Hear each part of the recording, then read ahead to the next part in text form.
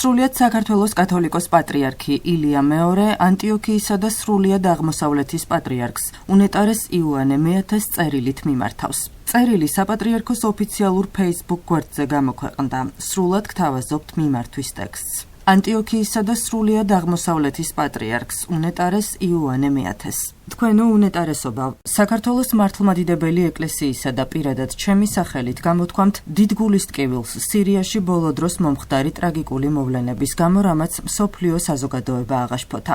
ჩვენც ვუერთდებით საერთო პროტესტს, გიცხადებთ სოლიდარობას და ვიმედოვნებთ ხელისუფლება მსგავს ბოროტებას აღარ დაუშვებს. ამასთან გთხოვთ ჩვენი თანადგომა გადასცეთ თქვენს სამწყსოს, გარდაცვლილი და დაზარალებული ბავშვების, ქალების, ცალკეული მოქალაქეების ოჯახებს და საერთოდ სირიელ ხალხს.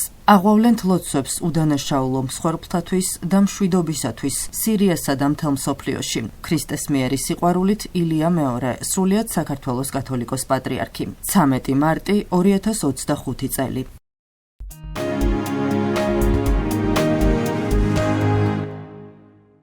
ათეროსკლეროზი არის ქრონიკული დაავადება, რომელიც იწვევს სისხლძარღვების შევიწროებასა და არტერიების დახშობას.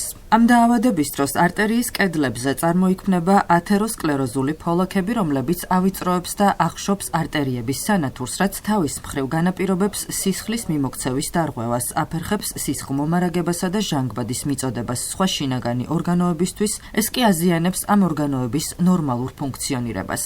რა იწვევს ათეროსკლეროზს და ვის შეიძლება დაემართოს ეს დაავადება? ამ თემაზე გვესაუბრება მედიცინის მეცნიერებათა დოქტორი, სრული პროფესორი, სისხლძარღვთა და რეკონსტრუქციული ქირურგი ირაკლი ფერაძე. ყველა მიცის ინფარქტი, ინსულტი, განგრენა, ყველა ეს დაავადება სამწუხაროდ ათეროსკლეროზის შედეგია.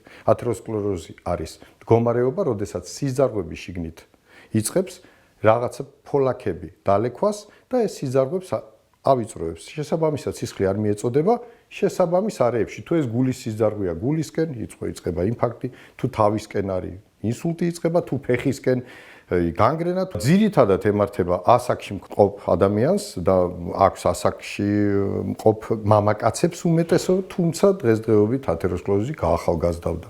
ამას უკავშირებენ იმას, რომ ჩვენი დიეტური პირობები შეიცვალა, ადამიანები ბევრს მიირთმევენ ძალიან მსუხე საკვებს, არის სიმსუქნის ეპიდემია, რასაც რა თქმა უნდა მოყვება ამ ათეროსკლეროზული ფოლაქები. მეორადად რა თქმა პირდაპირ კავშირი არის, მეორადად მოყვება ათეროსკლეროზული ფოლაქების გაჩენა სიზარღვებში. სპეციალისტმა დაავადების სიმპტომებზე ისაუბრა და მოქალაქეებისთვის გარკვეული რეკომენდაცია გასცა. როგორც ირაკლი ფერაძემ აღნიშნა, ათეროსკლეროზის პრევენციისთვის აუცილებელია ჯანსაღი ცხოვრების წესის დაცვა. ათეროსკლეროზს სამწუხაროდ არ აქვს ერთი სიმპტომი. ათეროსკლეროზის სიმპტომები არის იმის და მიხედვით, თუ სად გაჭედავს ბჭყალებში ამ სიზარღვს ეს ჩვენი ათეროსკლეროზული ფოლაქი. პრევენცია არის ფიზიკური დატვირთვა, ყველაზე კარგი.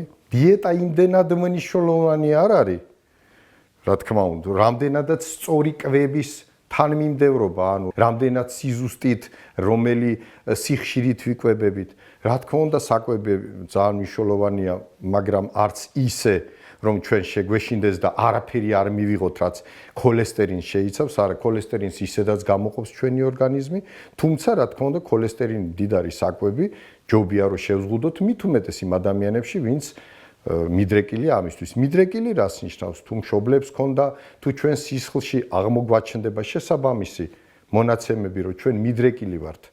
ათეროსკლეროზის გაჩენისთვის არის სპეციალური ანალიზები, რომელიც უნდა ჩავიტაროთ პერიოდში, თუ პერიოდულად თუ 40 წელს გადაცილებული ვართ და თუ ჩვენ ეს ქოლესტერინის, სხვადასხვა ტიპის ქოლესტერინის მომატება გვაქვს, რა თქმა უნდა, ადრევე უნდა დავიწყოთ ამაზე ზრუნვა, რომ საბოლოო ჯამში არ მოხდეს ამ არტერიების შევიწროება.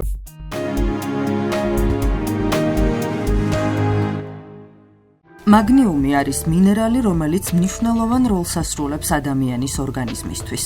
ის უზრუნველყოფს კუნთებისა და ნერვული სისტემის ნორმალურ ფუნქციონირებას. ასევე ხელს უწყობს არტერიული წნევის დარეგულირებას და იმუნური სისტემის გაუმჯობესებას. ამ საკითხზე სპეციალისტებმა კვლევა ჩაატარეს. დაკვირვების მიხედვით დადგინდა, რომ მაგნიუმით მდიდარი საკვების მიღება კარგია ცვლების ჯანმრთელობისთვის. სპეციალისტები მოქალაქეებს ურჩევენ კვების რაციონში მაგნიუმით მდიდარი პროდუქტების რაოდენობა გაზარდონ. მათი განმარტებით ასეთი საკვების მიღება უზრუნველყოფს ძვლის სიმკვრივეს. სპეციალისტებმა მაგნიუმით მდიდარი პროდუქტების სია გამოაქვეყნეს. მათ შორის არის ლეღვის ჭირი, ბანანი, ავოკადო, გარგარი, მაყვალი, ნუში, მზესუმზირა, გოგრის თესლი, ისპანახი, კომბოსტო, ბროკოლი, ჭარხლის ფოთოლი და შავი შოკოლადი.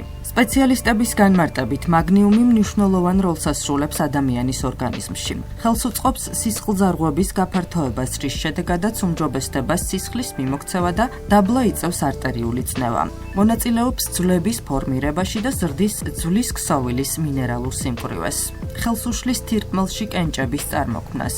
ამცირებს დეპრესიისადმი მიდრეკილებას, ხელს უწყობს კბილების ჯანმრთელობას და აქვს ანთების საწინააღმდეგო ეფექტი.